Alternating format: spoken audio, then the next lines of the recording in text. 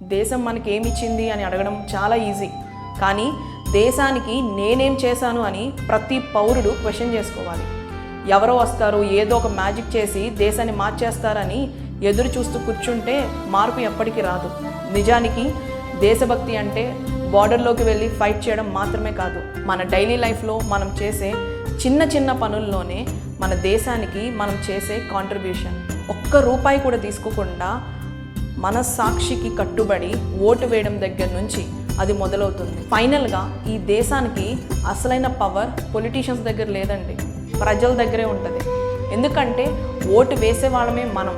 Politicians కానీ bureaucrats కానీ మనల్ని ఈజీగా లేదా టేక్ ఇట్ ఫర్ గ్రాంటెడ్గా తీసుకోకుండా మనం కూడా రెస్పాన్సిబుల్గా ఉండాలి. ఎవరు మన కాన్స్టిట్యుయెన్సీని బెటర్గా రిప్రజెంట్ చేస్తున్నారు, ఎవరు లా అండ్ ఆర్డర్ని బెటర్గా మెయింటైన్ చేస్తున్నారు, ఎవరు డెవలప్మెంట్ అండ్ గవర్నెన్స్ని బెటర్గా చేస్తున్నారు అని వివేకంతో లీడర్ని అబ్జర్వ్ చేయాలి. మన ఓట్ని ఎమోషన్తో కాకుండా పర్ఫార్మెన్స్ని చూసి వేయాలి. ముఖ్యంగా డబ్బు తీసుకుని ఓటు వేయకండి, ఎందుకంటే ఒకరోజు తీసుకున్న మనీ కన్నా మనం ఎంచుకునే నాయకుడు లేదా గవర్నమెంట్ చేసే పరిపాలన మన ఫ్యూచర్ మీద ఇంపాక్ట్ చూపిస్తుంది. మనం మారితే సమాజం మారుతుంది, సమాజం మారితే దేశం ముందుకు వెళ్తుంది.